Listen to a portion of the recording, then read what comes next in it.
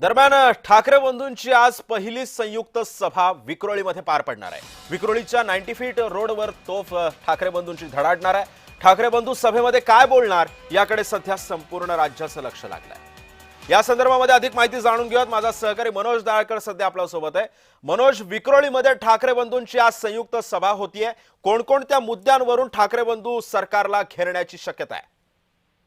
बरोबर आहे सिद्धेश, आपण या ठिकाणी बघितलं मुंबई महानगरपालिकेची निवडणुकीला अवघे 10 दिवस हे उरलेले आहेत। 15 तारखेला ही निवडणूक आहे आणि यासाठी आपण बघतो जाहीरनामा हा ठाकरे यांच्याकडनं जाहीर करण्यात आलेला आहे आणि 20 वर्षानंतर आपण बघितलं राज ठाकरे यांनी शिवसेना भवन येथे जाऊन पायरी देखील चढलेली आहे आणि आपण या ठिकाणी बघितलं तर आता आज म्हणजे ठाकरे दोन्ही बंधूंची म्हणजे ठाकरे बंधूंची जाहीर सभा ही पार पडत आहे। विक्रोळी पूर्व 90 फीट रोड येथे ही जाहीर सभा पार पडत आहे आणि या जाहीर सभेमध्ये आपण येथे सत्ताधाऱ्यांवरती तुटून तोफ अशी कडाडणार आहे ठाकरे यांची। कारण की महत्वाचे मुद्दे म्हणजे आपण कसं मराठीचा मुद्दा असेल त्याच्यामध्ये तसंच वेगवेगळे अजून भरपूर असे मुद्दे आहेत ज्यावरून ठाकरे बंधू हे आपण त्याच्यामध्ये दुबार वोटचा मतदार आहे। तसंच मोठ्या प्रमाणामध्ये उमेदवार हे जिंकून आलेले आहेत बिनविरोध, त्यावरती ठाकरे बंधू नाराज होऊ शकतात। तसंच